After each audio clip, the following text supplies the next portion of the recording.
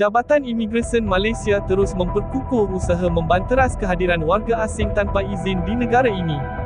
Dalam satu operasi besar-besaran yang dijalankan di Klang dan Kajang pada 5 Oktober 2025, pihak berkuasa berjaya menahan 97 warga asing hasil pemeriksaan ke atas 884 individu di beberapa kawasan tumpuan termasuk tapak penjaja dan bazar malam.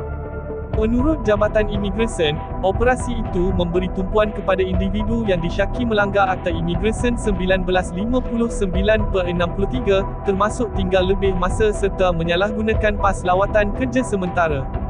Mereka yang ditahan dibawa ke depot tahanan imigresen untuk siasatan lanjut, manakala majikan yang dikesan menggaji pekerja tanpa dokumen turut akan dikenakan tindakan tegas.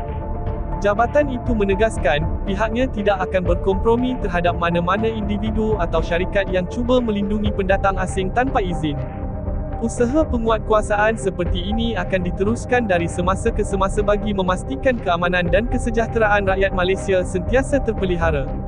Secara keseluruhan, tindakan tegas ini menunjukkan kesungguhan kerajaan membanteras kegiatan parti yang boleh menjejaskan keselamatan, peluang pekerjaan tempatan dan juga kestabilan sosial. Apa pandangan anda tentang operasi besar-besaran ini? Adakah langkah seperti ini sudah mencukupi, atau perlu diperluas ke kawasan lain pula? Kongsikan pendapat anda di ruangan komen. Jangan lupa tekan butang langgan dan aktifkan loceng notifikasi untuk terus mengikuti laporan-laporan semasa daripada kami.